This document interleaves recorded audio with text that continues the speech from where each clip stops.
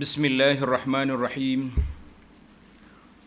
Alhamdulillahi rabbil alamin wassalatu wassalamu ala rasuli rabbil alamin nabiyyina wa habibina wa qudwatina Muhammad ibn Abdullah wa ala alihi wa sahbihi wa man walah, amma ba'du. Alhamdulillah, pada hari ini 15 hari bulan 1 2021, sekali lagi kita diisytiharkan berada dalam kawasan PKP, termasuklah negeri Kelantan, bermakna kawalan ketat. Masjid terhad hanya untuk 12 orang. Kelas-kelas pengajian tidak ada, cuma yang adanya alhamdulillah kita teruskan pengajian melalui alam maya begini. Kita kata alhamdulillah. Sambungan pelajaran kita dalam kitab Riyadhus Salihin, bab yang ke-69. Bab yang ke-69, kalau nombor hadis 597. Hadis nombor 597. Bab 69. Bab istihbabil uzlati 'inda fasadin nasi waz zaman.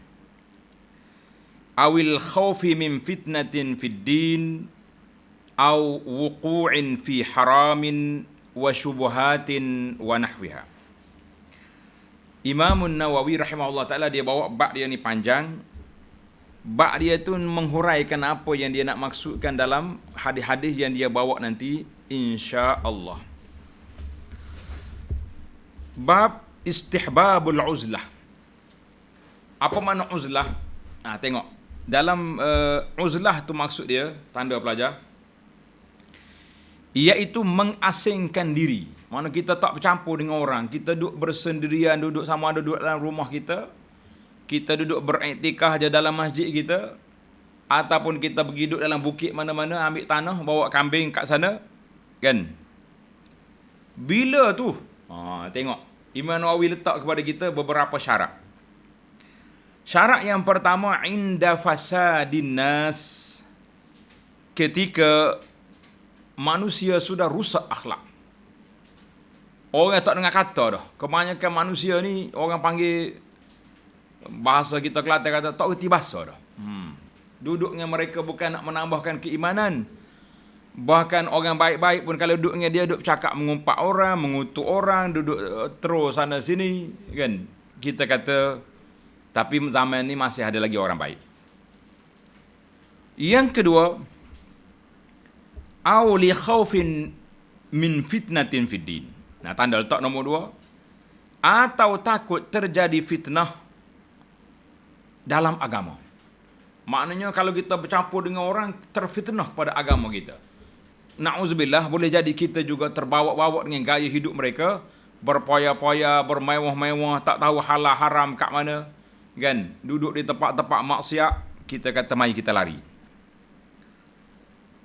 Yang ketiga, au wuqu'in fi haram, ataupun kita akan terjebak dengan benda haram ataupun syubhat. Syubhat ni benda yang kesamaran, keraguan, seperti yang telah kita bincangkan secara panjang dalam bab yang lepas. Ini Imam Nawawi bawa kepada kita, bilakah elok beruzlah itu, istihbab sunat kita beruzlah ketika rusaknya manusia, ataupun zaman tu zaman orang punah habis, ataupun takut terfitnah dalam agama, ataupun terjebak dengan benda haram dan syubhat, maka ketika itu marilah kita membawa diri. Baik. Kenapa kita nak beruzlah? Tanda tuan-tuan. Maknanya orang yang nak beruzlah ni, Imam Nawawi bawa kepada kita 3, bahawa dengan kita beruzlah, kita yakin insya-Allah kita boleh menyelamatkan diri kita daripada kejahatan yang dibuat oleh manusia. Satu. Ataupun kerusakan yang sampai kepada darjat tak boleh lagi nak ingkar mungkar, nak suruh benda makruf tak boleh lagi. Pada waktu itu orang semuanya ikut hawa nafsu, nafsu yang dituruti, dunia yang dikejar, Setiap orang tu membawa pandangan dia sendiri, nasihat pun tak dengar, cakap apa pun tak tahu. Wa kullu hizbin bima ladahim farihun. Setiap kumpulan itu gembira dengan apa yang mereka bawa. Maka saat itu elok kita beruzlah. Maka siapa dia tahu, dia boleh jaga agama dia. Dia boleh jaga diri dia, boleh kawal diri dia, maka bolehlah dia bercampur dengan orang, ataupun dia menyendiri, tapi dengan syarat jangan meninggalkan solat Jumaat wal jamaah dan meninggalkan hak-hak Islam yang lain. Kita duduk pakai duduk sore, tak tahu orang yang mati ke hidup, tak ziarah keluarga pun tak tanya khabar, lah. Cuma kalau kita boleh kawal, yang matlubnya kita meninggalkan bersahabat, berkawan dengan orang-orang yang tidak memberi pulangan yang baik kepada kehidupan kita beragama. Ataupun jangan berkawan dengan orang yang boleh menghilangkan waktu yang baik kita ni. Nah. Ataupun jangan berkumpul dengan orang-orang yang boleh menyebabkan kita menambahkan dosa dan derhaka. Maka itu kita kena jaga. Baiklah, itu bab yang dibawa oleh Imam An-Nawawi rahimahullahu ta'ala. Seorang ulama, nama dia Al-Khattabi rahimahullahu ta'ala, dia tulis kitab Al-Uzlah. Menarik kitab ni. Siapa-siapa para pengkaji, para pendakwah, elok cari kitab Al-Uzlah li Al-Imam Al-Khattabi fajama'a fa'aw'a, katanya. Makna dia telah mengumpulkan hadis-hadis tentang uzlah dan yang patut uzlah dan tidak patut dan sebagainya. Orang-orang yang datang kemudian daripada Khattabi banyakkan menukil daripada dia dan dia dengan tambahan-tambahan isu semasa yang sesuai dengan zaman mereka. Dalam bab ini Al-Imam Nawawi rahimahullah taala bawa satu ayat je, iaitulah a'udzu billahi minasyaitonir rajim. Fafirru ila Allah inni lakum minhu nadhirum mubin. Maka segeralah kamu lari menuju kepada Allah Azza wa Jalla dengan bertaubat dan taat. Sesungguhnya aku diutuskan oleh Allah kepada kamu sebagai pemberi amaran yang sangat nyata. Surah Az-Zariyat ayat 50. Para jemaah sekalian, tengok huraian kepada ayat ini. Ayat ini Allah arahan, seruan daripada Allah Azza wa Jalla kepada hamba-Nya supaya kembali kepada Allah. Dan segala perkara mesti kita beriktimad, bertawakal ke atas Allah. Dan Allah Ta'ala sebut dalam ayat ini, fafirru, maknanya lari kamu, berlari kamu. Orang Kelantan kata, bunga kita semua ni kembali kepada Allah Azza wa Jalla. Sebab apa kita lari? Sebab apa kita hunggar? Sebab di belakang kita dikejar oleh perkara yang menakutkan. Itu dia panggil, orang tak lari kalau tidak. Kenapa lari tu? Ada bahaya kat belakang. Allah Ta'ala sebut ini, fafirru, lari kamu, berlari kamu. Kata orang sekarang, maraton kalau kita dah. Lari cepat kepada Allah Azza wa Jalla. Sebab apa? Di belakang kamu ada perkara yang sangat menakutkan, iaitulah azab Allah Azza wa Jalla. Karena itulah kata di para ulama, man farra ila ghairillah lam yantani' min Allah. Siapa dia lari kepada lain pada Allah Ta'ala, dia tidak terhalang daripada azab Allah Ta'ala. Maka disitulah kata pendakwah zaman kita ini yang selalu diguna oleh Abu Anas. Saya mengatakan, orang yang takut kepada makhluk, dia akan lari daripadanya. Orang yang takut kepada Allah, dia akan lari kepadanya. Itu beza. Kita takut pada makhluk, kita lari daripadanya. Kenapa lari tu? Ada harimau. Kenapa berlari ke masjid? Itu dia panggil, kita takut pada Allah, kita berlari kepada Allah. Fafirru ila. Ila dengan mana? Kepada Allah Azza wa Jalla.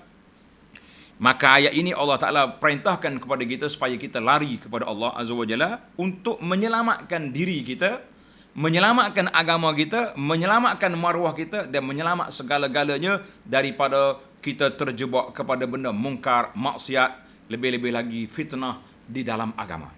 Baik, itu ayat, satu je ayat yang dibawa oleh Imam Nawawi dalam bab ini. Kita pergi kepada hadis. Hadis 597. An Sa'd bin Abi Waqqas radhiyallahu anhu qala Sami'tu Rasulullah sallallahu alaihi wasallam yaqul innallaha yuhibbul 'abda at-taqiyya al-ghaniyya al-khafiyya. Tanda ni tuan-tuan. Sa'ad bin kata apa?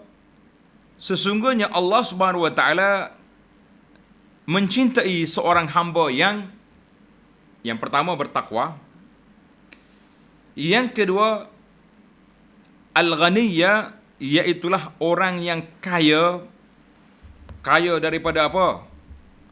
Kaya banyak harta ke macam mana? Dia kata al-ghani anin nas. Dia terkaya daripada duduk minta-minta, duduk nak terhegeh-hegeh, nak orang, tak mahu kita. Itu dipanggil ghani. Al-ghina ghinan nafsi. Bukan banyak kaya tu, banyak harta. Itu satu dimensi. Yang kita nak sini ghinan nafsi, makna kaya jiwa. Jiwa dia tidak nak orang, tidak tamak orang, tidak nak cari yang benda-benda yang Tuhan larang. Itu dia panggil al-ghina. Yang ketiga al-khafiyya, iaitulah orang yang khafi, tersembunyi watak dia, tersembunyi ibadat dia macam mana. Tengok kata Nawawi, al-ghani di sini kaya hati, sebagaimana yang telah disebutkan dalam hadis yang sahih, al-ghina ghinan nafs. Baiklah para jemaah sekalian, hadis ini mengajar kepada kita 3 perkara. Yang pertama, kelebihan kita menyendiri, menjauhkan diri daripada manusia ketika kita bimbang.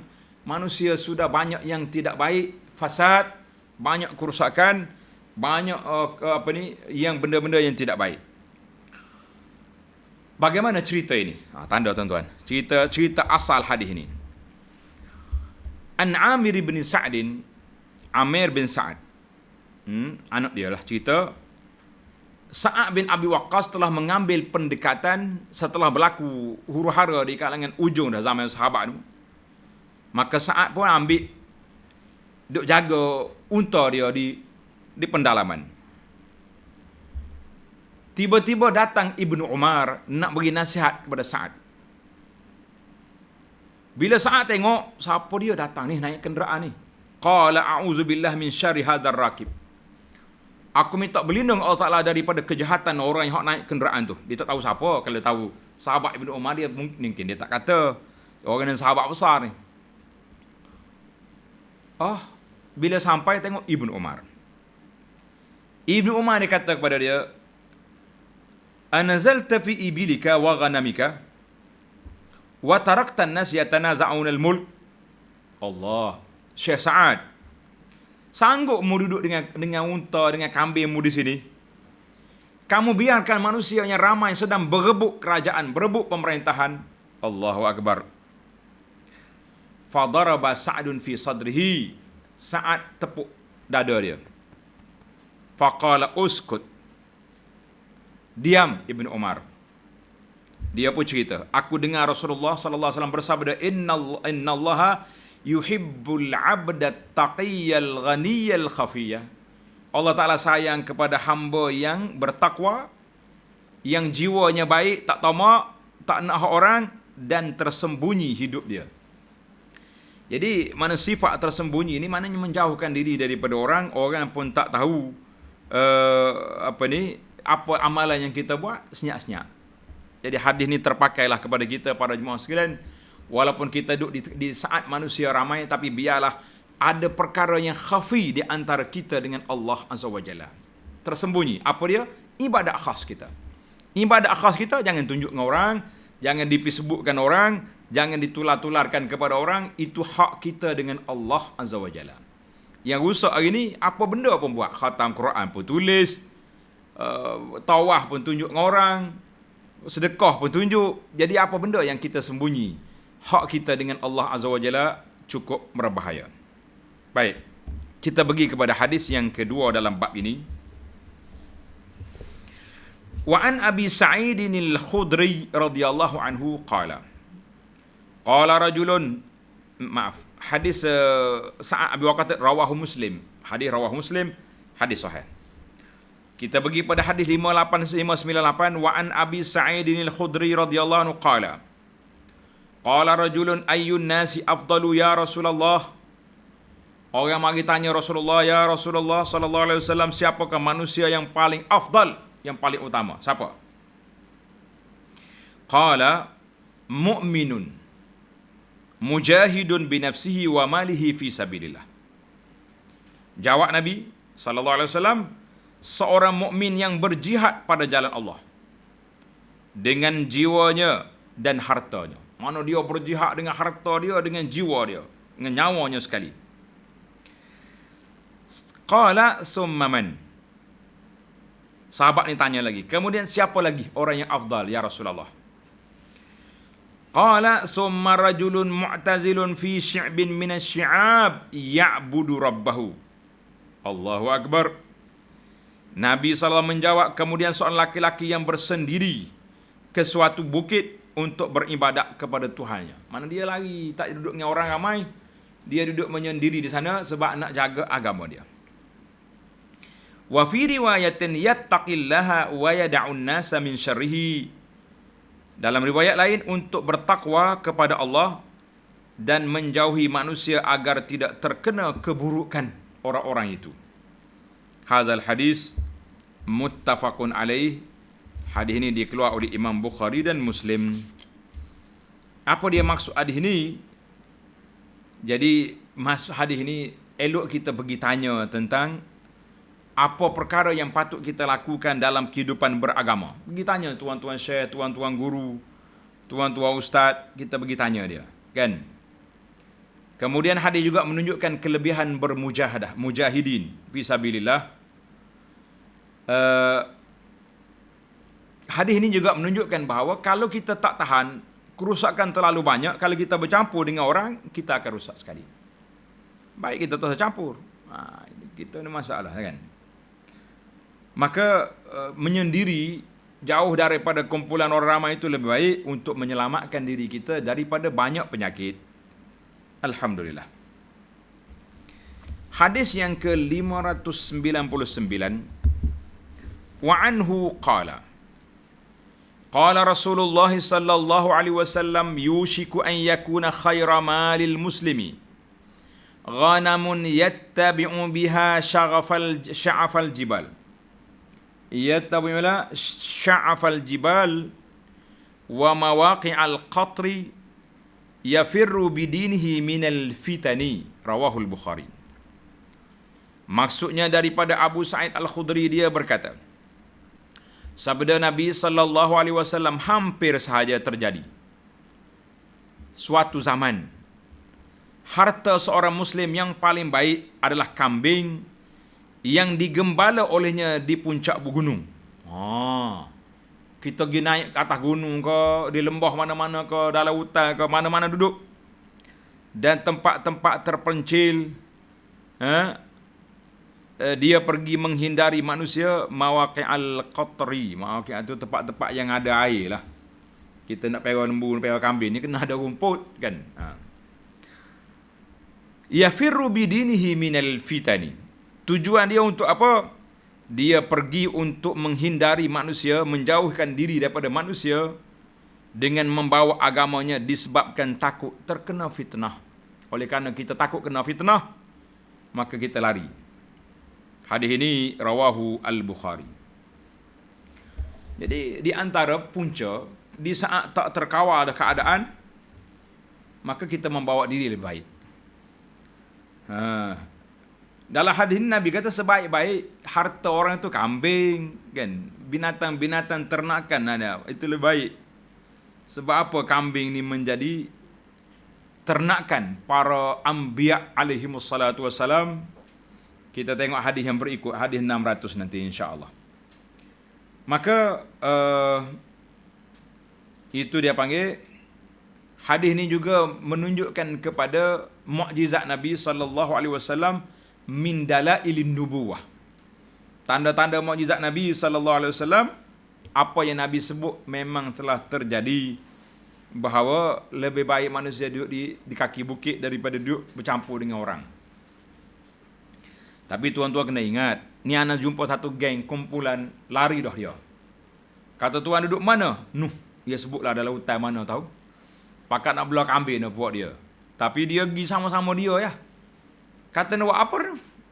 Lain kalau dia pergi buka pondok, ada tuan guru mengajar, duduk murajaah, duduk muzakarah ilmu, tak apa.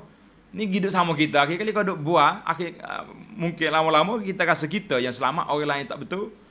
Nanti terjebak dengan benda-benda yang tidak baik pula. Na'udzubillah. Jadi kita nak uzlah pun ada dawabit, ada kaedah. Sekarang ni bagi kita belum sampai lagi masa uzlah secara secara total, secara lockdown kata, secara PKP belum lagi lah. Uzlah kita bagus. Contohnya kita sekarang ni, kita bercampur dalam banyak grup. Grup ni kerja dia mengumpat orang. Uzlah. Apa uzlah? Asingkan diri, keluar daripada grup. Buat apa di situ? Kita bercampur dalam kumpulan-kumpulan apa? Atas nama lah NGO ke apa benda ke, parti ke. Kerja dianya, kau duk main hentam orang, kutuk orang, berebut ni. Kita kata nak tazil. Kita tinggalkan mereka. Itu mana kita bukan uzlah body, tapi uzlah sikap. Uzlah kedudukan mauqif. Kita boleh buat, kita mampu buat sekarang. Kita beruzlah daripada duduk dengan kumpulan-kumpulan yang menggelapkan hati kita daripada mengingati Allah Azza wa Jalla. Boleh kita uzlah. Body tak uzlah, tapi uzlah hati. Uzlah sikap. Dari sudut amalan-amalan kita, walaupun kita duduk dalam kumpulan orang yang sibuk-sibuk dengan amalan yang pelik-pelik, kita uzlah, kita ikut sunnah. Jangan asingkan diri daripada orang, sebab kita tidak tahu bagaimana keadaan yang seterusnya. Baik. Kita pergi kepada hadis yang seterusnya. Hadis yang ke-600. Hadis yang ke-600. Wa an Abi Hurairah radhiyallahu anhu anin Nabi sallallahu alaihi wasallam qala Ma ba'athallahu nabiyyan illa ra'al ghanama. Faqala ashabu wa anta ya Rasulullah. Qala sallallahu alaihi wasallam na'am. Kuntu ar'aha ala qararit li ahli Makkah. Rawahul Bukhari. Nah, menarik cerita ni tuan-tuan. Kata sabda Nabi sallallahu alaihi wasallam, ma ba'athallahu nabiyyan. Tidaklah Allah Ta'ala mengutuskan seorang Nabi illa ra'al ghanama, kecuali dia telah mengembala kambing. Nabi itu sudah mengembala kambing. Faqala ashabuhu, para sahabat bertanya kepada Nabi sallallahu alaihi wasallam, wa anta, termasuk tuan ya Rasulullah menggala kambing juga? Qala na'am. Nabi kata, ya. Aku dahulu mengembala kambing milik penduduk Makkah dengan upah beberapa qirat, beberapa keping wang dinar. Kan, dinar adalah berapa nilai dianya? Sikit sangatlah upah dia tu. Baiklah para jemaah sekalian, di sini kita break seketika. Sebab apa? Ini hikmah, tanda hikmah. Kenapa Allah SWT alhamallahu al-anbiya?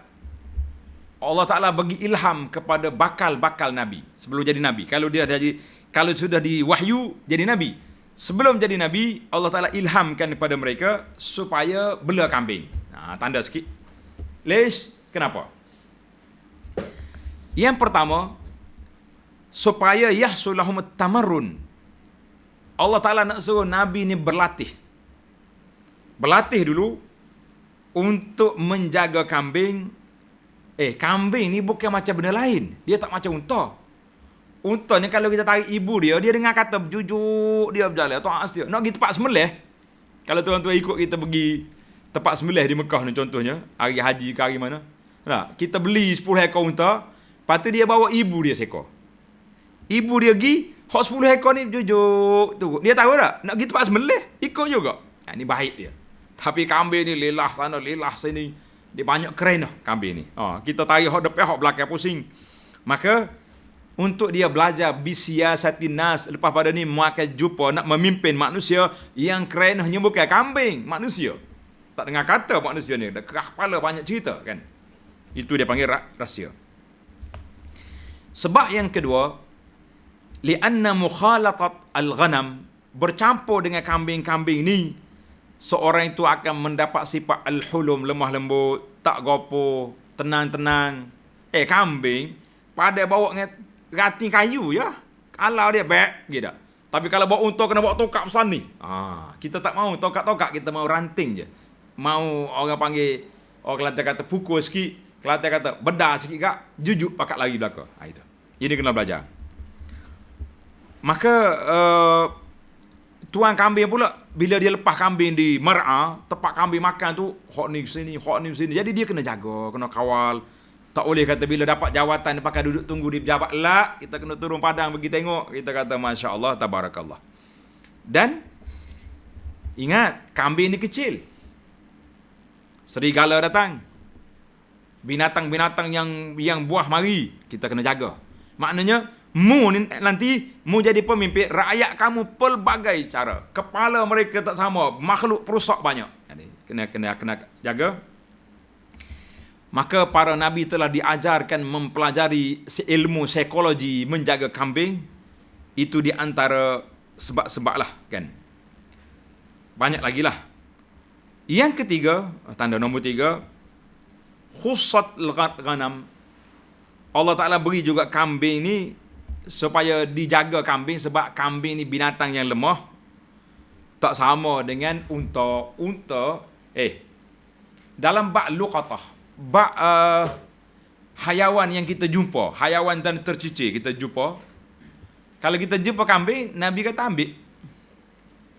Tapi kalau jumpa unta, Nabi kata la, ma'ha siqa'ha wa khifafha, dia ada bekalan makannya, dia boleh berjalan. Maknanya berbeza cara binatang yang kita ambil. Ni lain. Kita kata masya-Allah tabarakallah.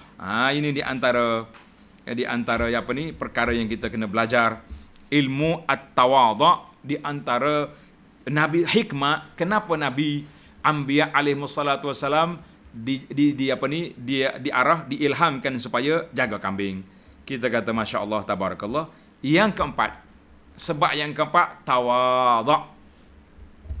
Ingat ke tidak?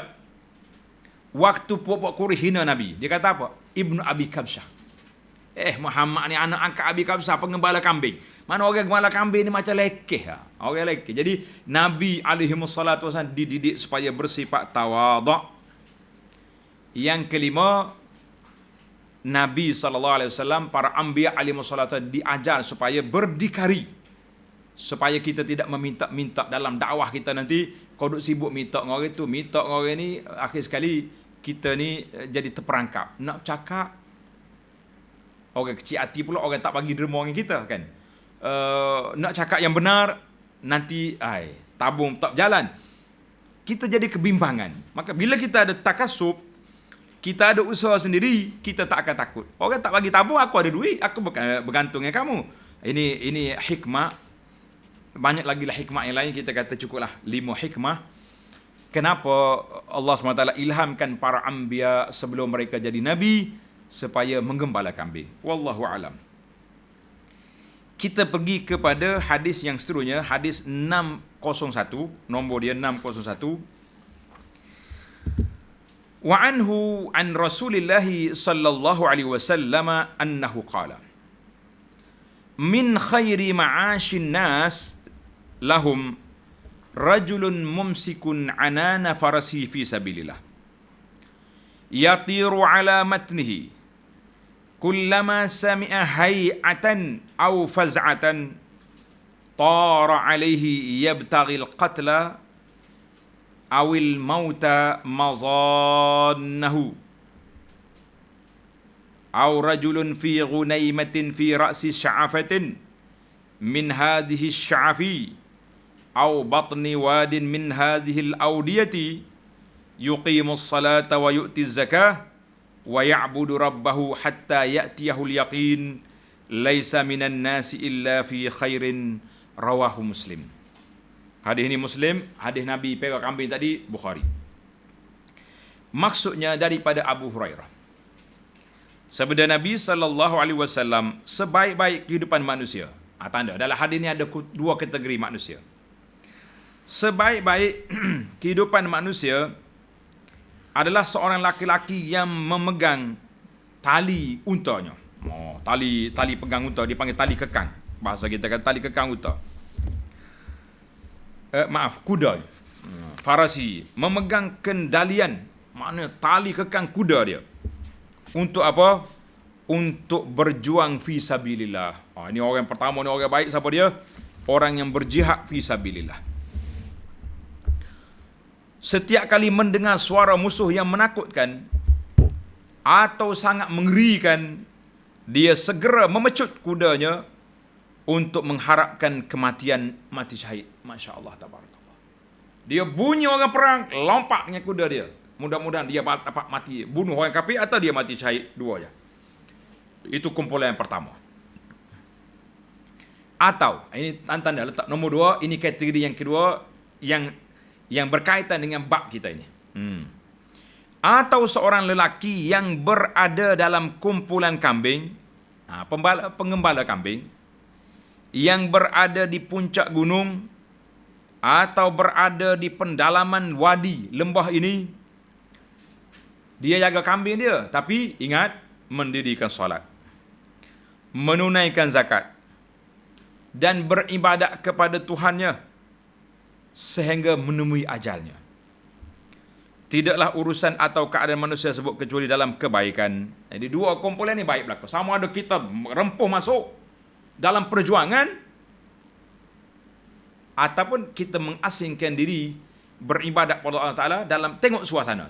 Kalau suasana jihad, tiba-tiba kita kata, malah saya tak pergi jihad, saya nak pergi duduk di padang dengan kambing. Kita kata, lah, itu bukan realiti keadaan. Kita kena tengok. Pada itulah kita nak ambil naik tarah wali ke ahli tasawuf ke ahli apa, kita kena tengok realiti yang berlaku di tempat kita.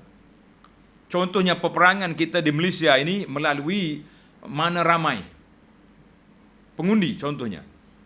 Kami tak mengundi. Kami tak masuk campur. Tak campur satu, tapi undian itu satu kerja.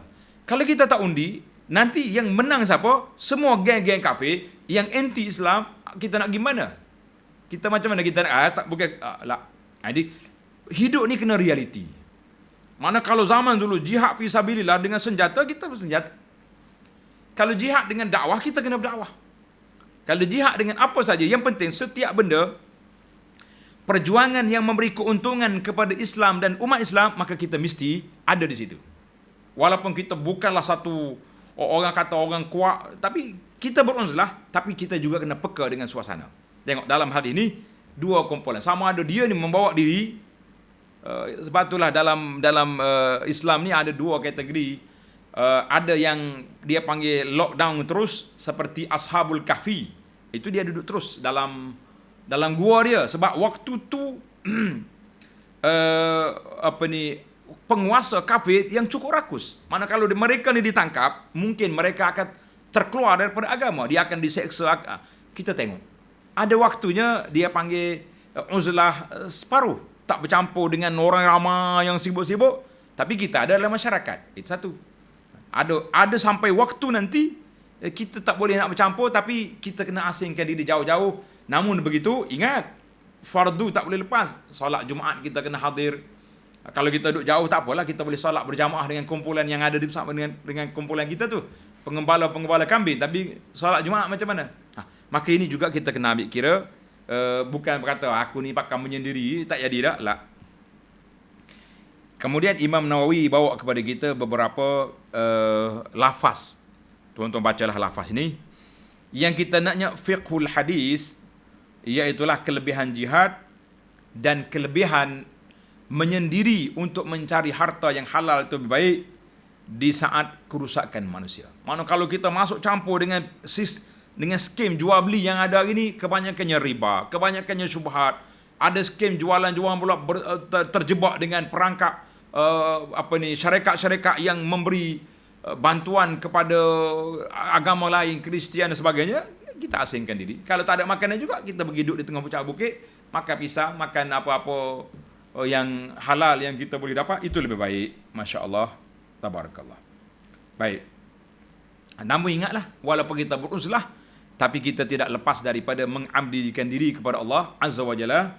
Itu yang sepatutnya para jemaah sekalian. Jadi alhamdulillah, bab kita ni, bab uzlah ni tidak banyak hadis. Cuma kesimpulannya kita mengatakan uzlah itu sama ada uzlah body seperti Ashabul Kahfi, ataupun uzlah hati. Kita duk bercampur dengan manusia, tapi hati kita tidak terikat dengan mereka. Ataupun dua-dua sekali, kita hidup jauh, hati pun uzlah, body pun jauh sikit dengan orang, itu pun tengok keadaan yang sesuai dengan zaman kita. Zaman kita.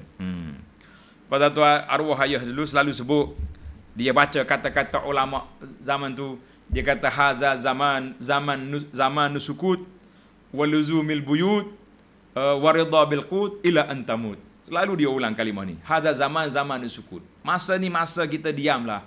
Ulah pun tak jadi. Dah, masyarakat hari ni kalau kita ulas buat nasihat yang tak kena dengan selera dia, dia panggil netizen. Habis dia hentam kita.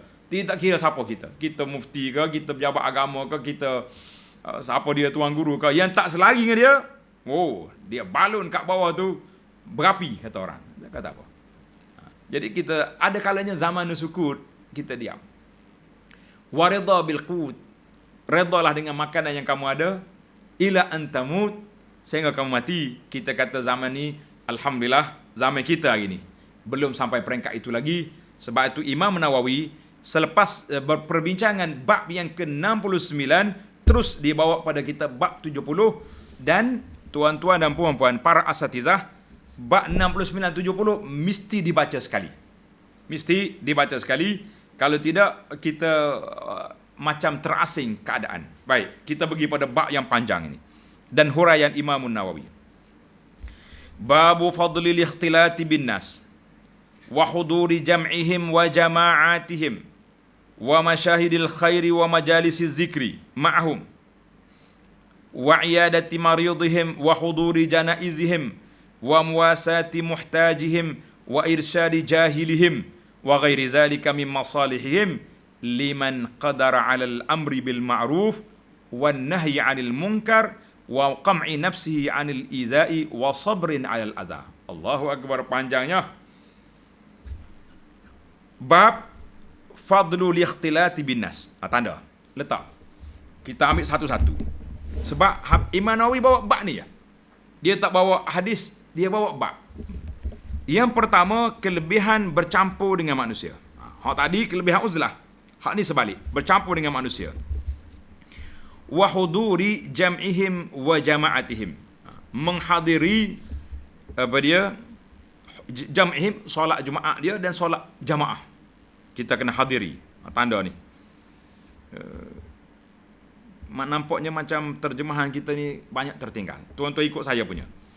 Yang ketiga, wa masyahidil khairi. Kita juga hendaklah menyaksikan, menghadiri majlis-majlis kebajikan yang dianjurkan. Orang buat majlis baik-baik, kita pergi. Wa majalisi zikri, dan juga kita menghadiri majlis zikir. Majlis zikir di sini lebih kepada majlis ilmu. Menghadiri majlis ilmu. Yang ke berapa dah? 4. Yang kelima, wa iyadati maridihim, hendaklah kita melawat orang sakit. Yang keenam, wa huduri janaizihim, menghadiri solat jenazah, ikut sampai kubur.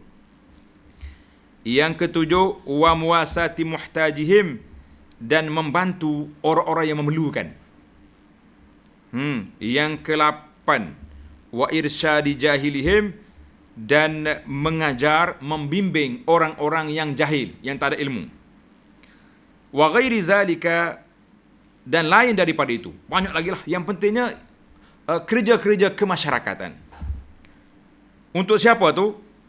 Liman qadara, bagi orang yang mampu. Tanda ni, terjemah yang tak habis. Ini di antara kitab ni kita kena tegur.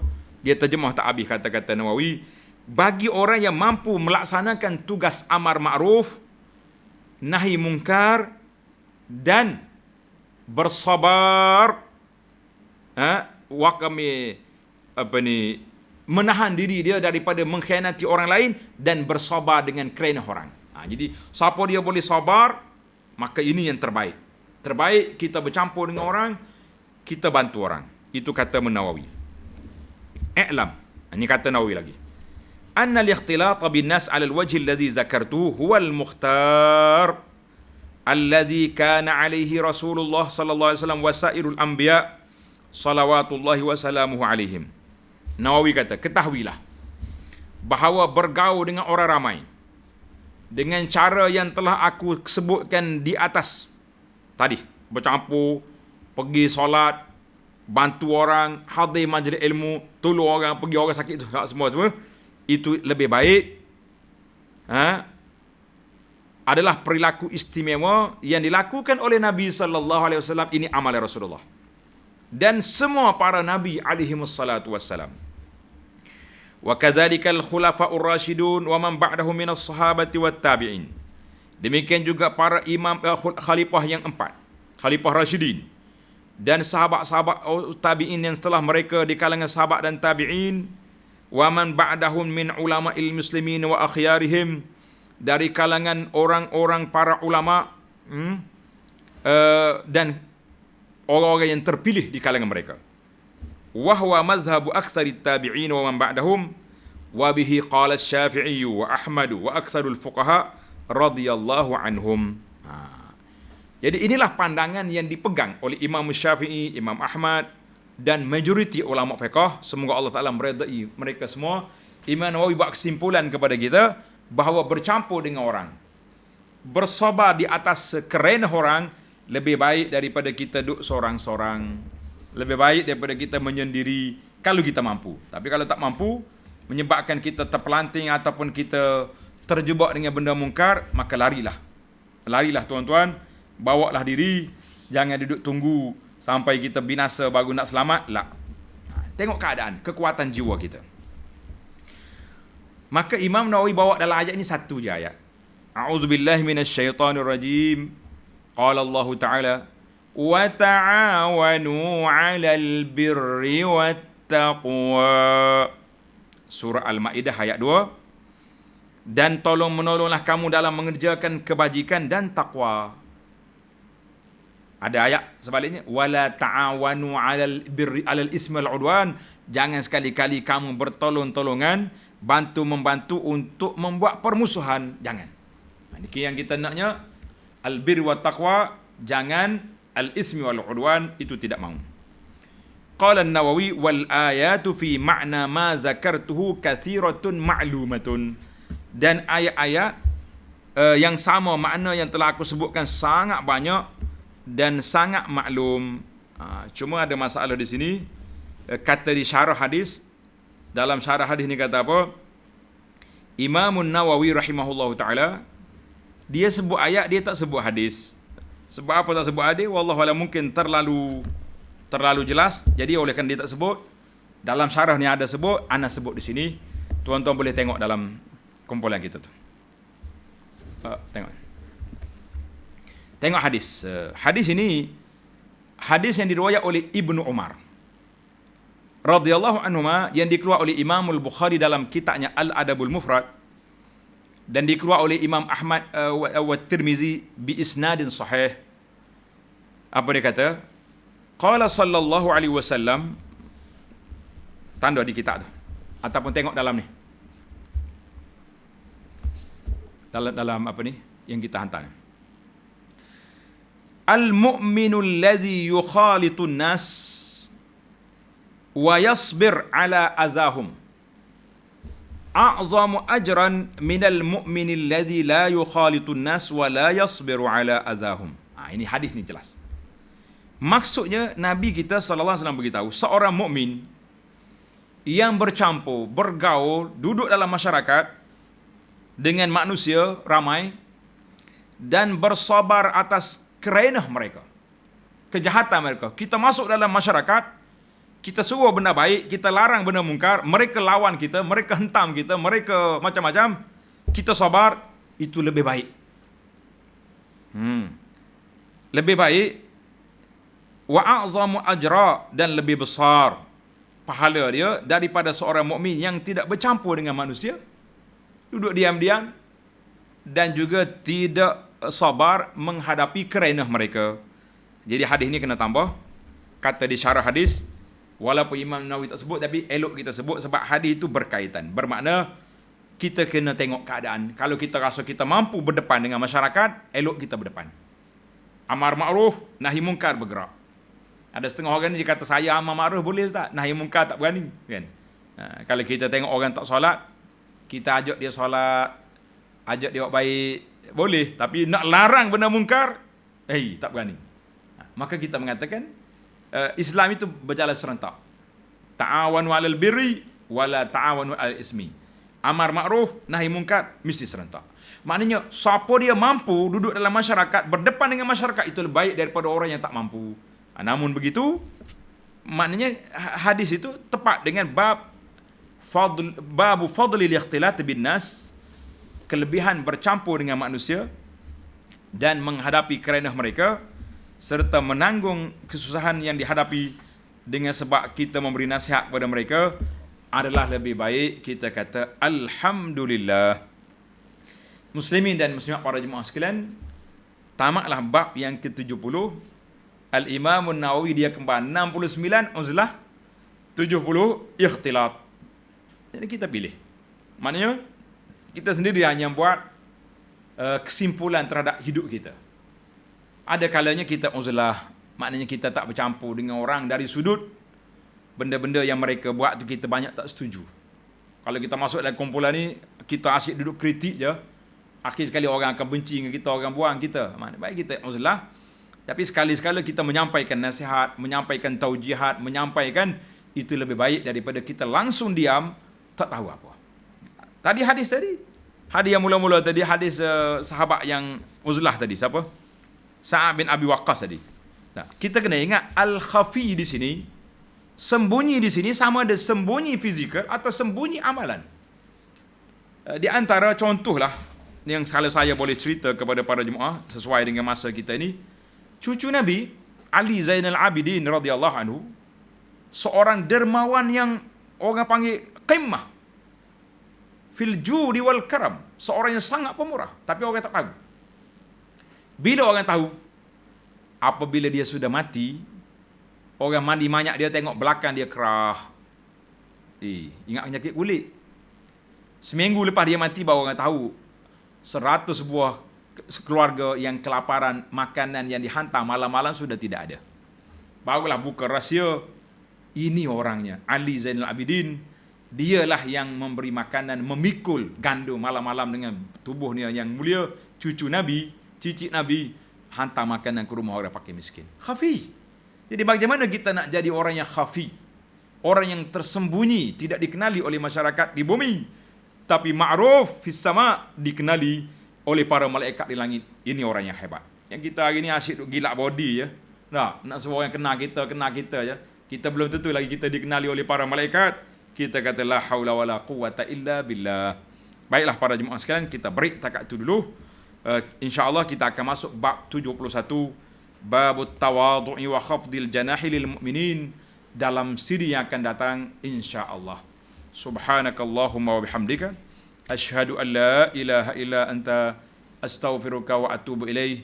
Wa sallallahu ala nabiyyina Muhammad wa ala alihi wa sahbihi ajma'in. Walhamdulillahi rabbil alamin. Wassalamu alaikum warahmatullahi wabarakatuh.